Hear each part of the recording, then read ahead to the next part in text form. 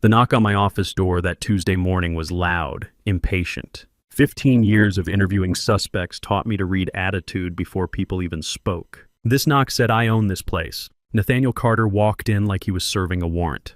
Expensive suit, designer shoes, attitude that cost more than my car. He didn't ask permission, didn't wait for invitation, just planted himself in front of my desk. Patterson, not detective, not mister, just my last name like I was some street punk he was booking. We need to talk about your team's performance. I kept my voice level, professional. Old habits. What specific concerns do you have? He stayed standing. Classic intimidation move. I'd seen it from better criminals than this kid. The Morrison team needs to go. They're dead weight. I glanced at my computer screen. Morrison's team had just closed our biggest Q3 deal, $4.2 million.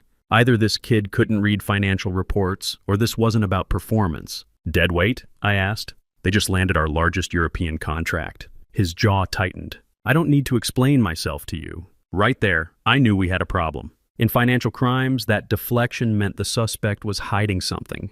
But this wasn't some street criminal. This was the CEO's son. And I had a 17-year-old at home counting on me to keep this job stable until he figured out his future. My name's Mike Patterson. I'm 45, spent 15 years as a detective with NYPD financial crimes before circumstances forced me into corporate life 5 years ago. The transition wasn't planned. My partner Tony got killed pursuing a suspect, and the department offered early retirement with full pension. Tommy was 12, still processing his mother leaving us 2 years earlier. I needed steady work, predictable hours, and a paycheck that wouldn't depend on whether some criminal decided to shoot back. Sterling and Associates wasn't my first choice. Hell, it wasn't even my third choice. But they needed someone who understood financial irregularities.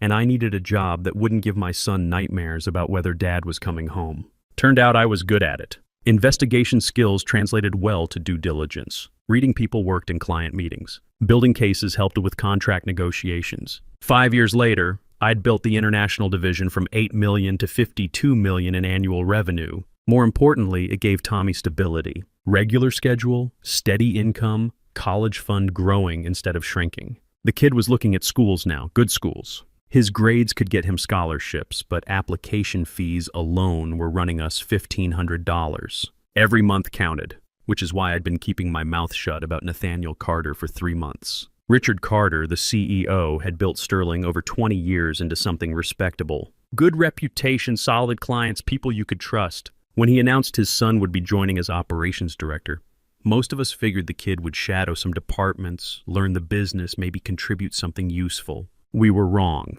Nathaniel got handed authority he hadn't earned over people who'd been building this company while he was figuring out his college major. And somehow in his 19-year-old mind, that meant I was supposed to take orders from him. At first, I tried to make it work. Corrected his mistakes quietly. Fixed his proposals before they reached clients. Covered when he missed deadlines or made promises we couldn't keep. Why? Because I needed this job and because I thought he'd grow into the role. The problem started small. Nathaniel would show up to client meetings unprepared, interrupt presentations, contradict strategies that had taken months to develop. I'd spend evenings cleaning up confusion, apologizing to bewildered clients, rebuilding confidence he'd damaged in 20 minutes. My team started looking at me differently. Morrison, Williams, the whole international crew, these were experienced people who'd followed my lead for years. Now they're watching some teenager override their work, and I'm not saying anything about it. 3 weeks ago, it got worse. Nathaniel barged into our operations meeting, tossed a file on the table, and announced he was restructuring Morrison's team. Too much dead weight, he said, looking around like he was addressing rookies.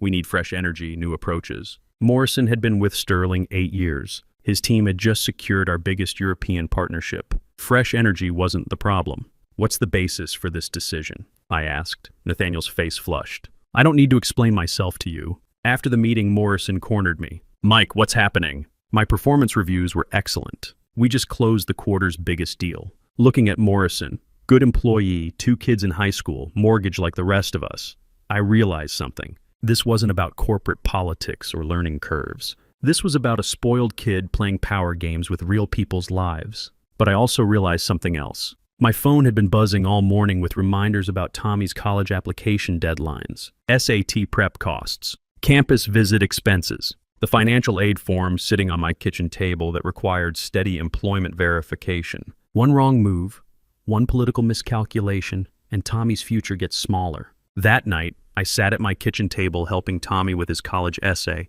while my mind worked the problem like an old case. Pattern recognition, evidence gathering, understanding the players and their motivations. "Dad, you seem distracted," Tommy said, looking up from his laptop.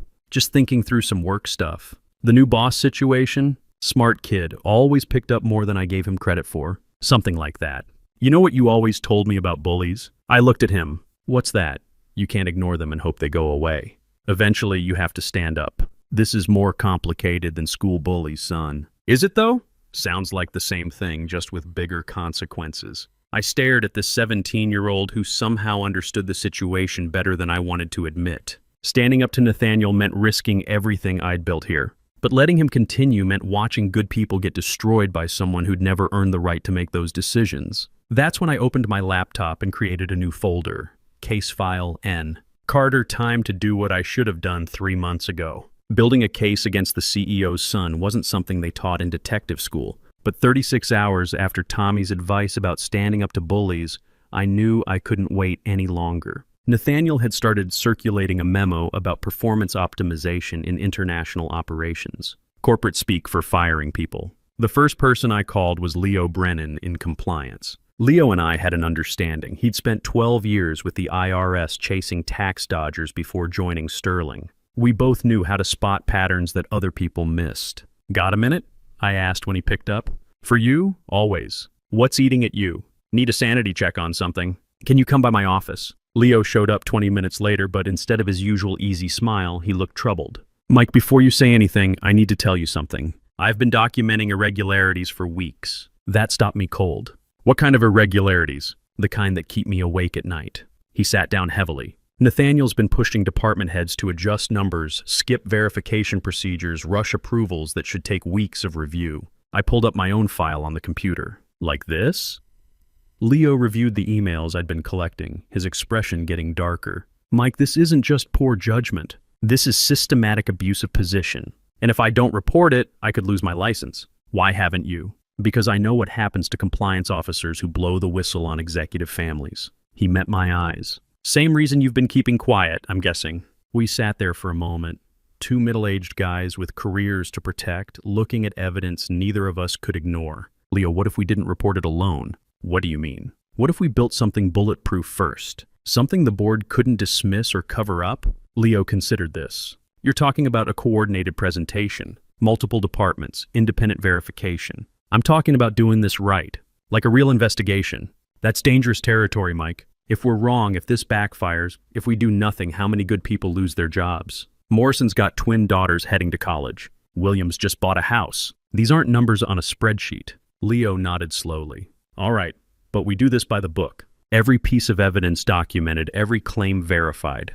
If we're going to take a shot at the king, we don't miss." My next call was to Sam Rodriguez in legal. Sam had been a prosecutor before joining Sterling, handled white-collar cases for the DA's office. But when I reached him, his response surprised me. "Mike, I can't be involved in this." "Why not?" "Because I've already been approached by Richard Carter about potential legal exposure from Nathaniel's decisions." I'm conflicted out. My stomach dropped. Richard knows he knows enough to be worried. Asked me to review several contracts Nathaniel modified without authorization. "Mike, some of these changes could void our liability protections." "How bad is it?"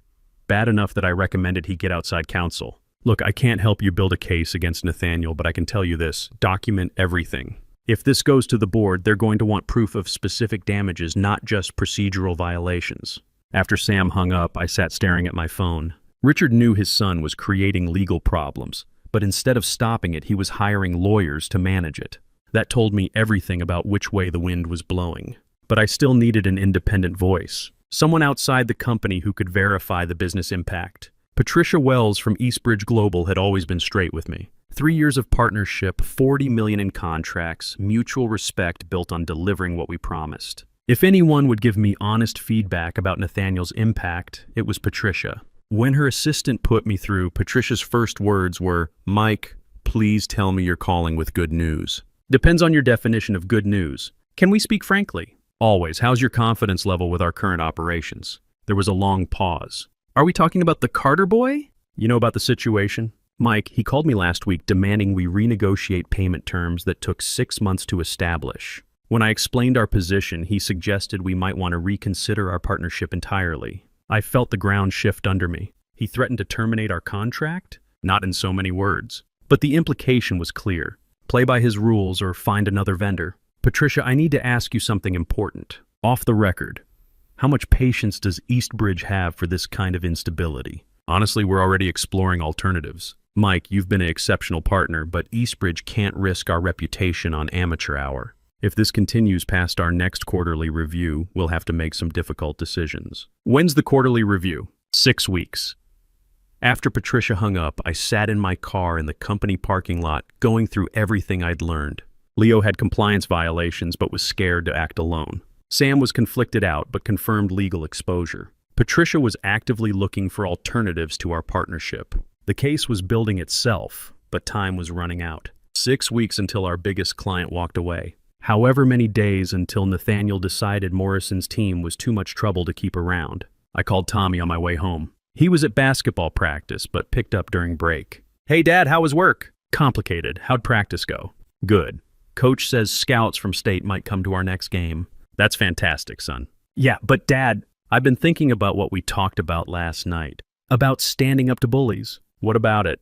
I know you're worried about the job, about college money and stuff. But Dad, if you don't do what's right because you're scared, what does that teach me? I pulled into our driveway and sat there with the engine running. It teaches you that sometimes adults make compromises. Or it teaches me that fear matters more than doing right. Smart kid, too smart sometimes. Tommy, this isn't just about standing up to one person. This could affect a lot of people's lives. Including ours? Yeah, including ours. Then shouldn't we trust that doing the right thing works out better than doing the wrong thing? That night, I spread the evidence across my kitchen table while Tommy worked on homework. Every email, every violation, every client concern. The pattern was clear, the damage was documented, the timeline was irrefutable. But I also had a stack of college brochures next to my laptop. Application deadlines coming up fast. Campus visit schedules to coordinate. A future that depended on steady income and stable employment. Dad?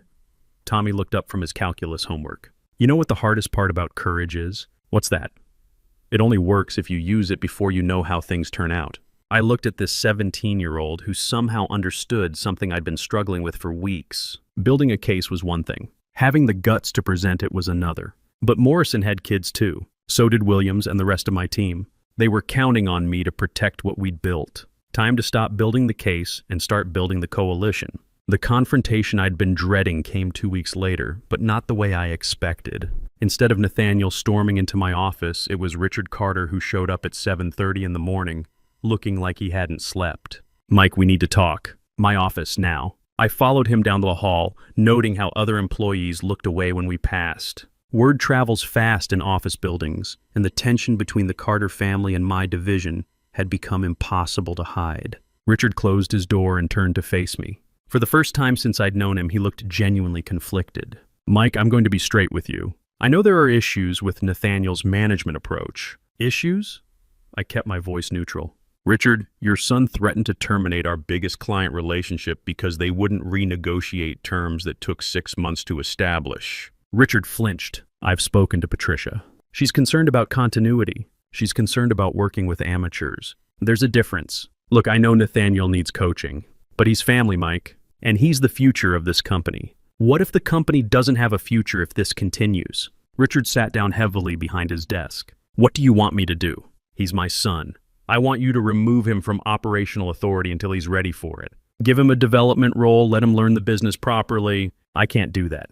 Why not? Because... Richard paused, looking older than his 60 years. Because his mother thinks this company is his birthright. Because he's told his friends at college about his position. Because admitting I made a mistake means admitting I put family ahead of business judgment. For a moment, I saw Richard Carter not as the CEO, but as a father trapped between love for his son and responsibility to his company. It almost made me feel sorry for him. Almost. Richard, I've been documenting compliance violations for 2 months. Leo's been doing the same. We've got legal exposure that could trigger federal investigations. How do you think that's going to look to your board? Richard's face went pale. You've been building a case against my son? I've been protecting this company from decisions that could destroy it. Mike, I'm asking you, As someone who's been loyal to Sterling for 5 years, give me time to handle this internally. Family to family, father to son. I thought about Tommy's words. Courage only works if you use it before you know how things turn out. How much time? A month? Maybe 2. We don't have 2 months. Patricia's quarterly review is in 4 weeks. If Nathaniel's still making operational decisions, they're gone. 40 million in annual business, Richard. I understand the stakes. Do you? Because 3 other clients have expressed similar concerns. We're not talking about one contract. We're talking about the foundation of our international division. Richard stood up, paced to his window. What if I suspend you temporarily? Just to calm things down, show that I'm taking action. I stared at him. You want to suspend me for doing my job? It's not permanent, just until I can work things out with Nathaniel. And what happens to my team while I'm gone? What happens to client relationships I've spent years building? Nathaniel can handle the day-to-day operations. Richard, that's like putting an arsonist in charge of the fire department. His face hardened. That's my son you're talking about. And these are good people's livelihoods you're gambling with. We stood there for a long moment, 2 men on opposite sides of an impossible situation. Finally, Richard returned to his desk. Mike, I'm sorry, but I have to suspend you. Effective immediately. For what? Insubordination. Undermining executive authority. Creating a hostile work environment. I almost laughed. Creating a hostile work environment? Your son threatened to fire an entire team because they questioned his judgment. That's his version of events. Nathaniel says you've been sabotaging his initiatives, contradicting his decisions in front of clients. And you believe him? Richard couldn't meet my eyes. I have to support my family. I walked out of Richard's office knowing exactly what came next. But I was also realizing something important. I wasn't as alone as I thought. That afternoon, while I was clearing out my desk, Morrison approached me. Mike, this is wrong. Everyone knows it. It's politics, Morrison. Nothing you can do about it. Maybe not individually, but what if it wasn't individual? I looked up from packing my files. What do you mean? The team's been talking. Williams, Rodriguez, the whole international group. We're thinking about requesting a meeting with the board ourselves. Morrison, that's career suicide. Is it? Or is watching you get thrown under the bus for protecting us career suicide? Before I could respond, Leo appeared in my doorway. Mike, we need to talk. Privately. We walked to the parking garage where Leo handed me a manila envelope. What's this? My resignation letter. Effective end of business today. Leo, you can't quit. You've got 3 years until retirement. I can't stay and watch what's happening here. Mike, I've been a compliance officer for 15 years. I've never seen violations this systematic get ignored by senior leadership. So what are you going to do? Same thing you should do. File an independent report with the board. Tonight, Leo, they'll destroy us. They're already destroying us. Richard just suspended the best division head in the company to protect his son's feelings. How much worse can it get? That evening, I sat at my kitchen table with 2 envelopes. One contained my resignation letter. The other contained everything. 2 months of documentation, compliance violations, client concerns, legal exposure assessments. Tommy was doing homework across from me, occasionally glancing at the paperwork. Dad, can I ask you something? Sure. Are you going to quit? I'm thinking about it. What would Mom say? I looked at my son, surprised by the question. What do you think she'd say? She'd say you never backed down from anything important when you were a cop. And she'd ask why you're starting now. This is different, Tommy. More complicated. Is it? You told me once that being a detective meant protecting people who couldn't protect themselves. Isn't that what you're doing now? Before I could answer, my phone rang. Patricia Wells. Mike, I just heard about your suspension. This is unacceptable. Patricia, I appreciate the support, but there's nothing you can do. Actually, there is. I've scheduled a call with Richard tomorrow morning. Eastbridge is formally requesting your reinstatement as a condition of contract renewal. That's going to make things worse for everyone. Mike, do you think we're the only client who feels this way? Harrison Industries called me this afternoon. So did Nordic Partners. We're all seeing the same problems. After she hung up, I looked at Tommy. Sometimes doing the right thing gets complicated. Dad, remember what you used to tell me when I was scared about something? What's that? The right thing is still the right thing, even when it's hard. I sealed the envelope with the evidence and stood up. Where are you going? To deliver something to the board of directors. Tonight? Before I lose my nerve, Tommy smiled. I'm proud of you, Dad. Ask me tomorrow if you still feel that way. The boardroom felt different at 7 in the morning.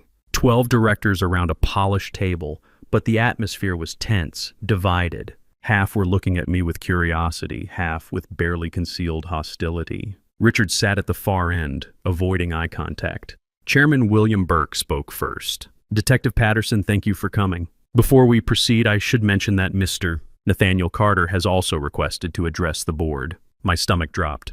I'd expected to present evidence, answer questions, maybe face some skepticism. I hadn't expected a direct confrontation. We'll hear from you first, Burke continued. Then Mr. Carter will have an opportunity to respond. I opened my laptop, knowing this was my one shot. Gentlemen, I've prepared a comprehensive review of systematic compliance violations in our international operations over the past 90 days. I walked them through everything methodically. Chronological evidence, financial impact, client correspondence. But I could feel the room's energy shift when I mentioned specific dollar amounts. $43 million in annual revenue at risk. Federal compliance exposure. Legal liability. Detective Patterson, interrupted board member Victoria Hayes, these are serious allegations. But we're also hearing that this represents a personal conflict with executive authority. Ma'am, I'd direct your attention to the client correspondence. Patricia Wells, Harrison Industries, Nordic Partners. 4 major clients expressing identical concerns about operational competence. These aren't personal grievances. Burke nodded. And your recommendation? Immediate operational review with clear separation between family relationships and business decisions. These violations could trigger regulatory investigations that would damage Sterling's reputation permanently. Thank you. We'll now hear from Mr. Carter. Nathaniel walked in like he owned the building. Expensive suit, confident stride, but I caught something in his eyes I recognized from interrogations. The overconfidence of someone who's never been seriously challenged. Gentlemen, he began, what you're seeing here is a disgruntled employee who can't accept modern leadership approaches. Detective Patterson represents old-school thinking that's holding Sterling back. He had slides prepared, performance metrics, efficiency improvements, modernization initiatives, impressive presentation for a 19-year-old. But I'd seen enough criminal defendants testify to recognize when someone was overselling. The international division has grown under my oversight, Nathaniel continued. These so-called violations are actually innovations that streamlined outdated procedures. Board member Charles Morrison, no relation to our Morrison, leaned forward. Mr. Carter, can you address the specific client concerns raised in Detective Patterson's presentation? Nathaniel's confidence flickered for just a moment. Those clients are resistant to change. Sometimes you have to make tough decisions to move a company forward, even if those decisions cost us $40 million in annual revenue. Temporary setbacks. The market will adjust. I watched the board's faces during this exchange. Nathaniel was losing them with every answer, but he couldn't see it. Classic narcissist mistake, believing your own narrative even when the evidence contradicts it. Burke called for a brief recess. The board filed out, leaving Nathaniel and me alone in the room. You think you're pretty smart, he said, dropping the professional facade. But you have no idea who you're dealing with. My family built this company. Your father built this company. You're just trying to inherit it. Same thing. No, it's not. Your father earned respect through competence. You're demanding it through entitlement. His face flushed. When this is over, you'll never work in this industry again. Maybe, but at least I'll be able to look at myself in the mirror. When the board returned, Burke's expression was unreadable. After deliberation, we've reached several decisions. First, Mr. Nathaniel Carter's resignation has been accepted, effective immediately. Nathaniel's face went white. What? You can't do this. Second, Mr. Richard Carter will take a 90-day leave of absence while we conduct a full operational review. I glanced at Richard. He looked devastated but unsurprised. Third, Detective Patterson, we're offering you the position of Executive Vice President of International Operations, with full authority to restructure and rebuild client relationships. The room spun slightly. Executive Vice President? Effective immediately, with a mandate to implement new governance protocols preventing future violations. Nathaniel stood up abruptly. This is ridiculous. You're destroying this company over some paperwork technicalities. Burke's voice turned cold. Mr. Carter, we're protecting this company from decisions that could have triggered federal investigations. Security will escort you out. After Nathaniel left, Burke turned to me. Detective, we have conditions. Full operational independence, but monthly board reviews for the first year. Can you accept that? Yes, sir. Then welcome to the executive team. That afternoon, I called Tommy from my new office.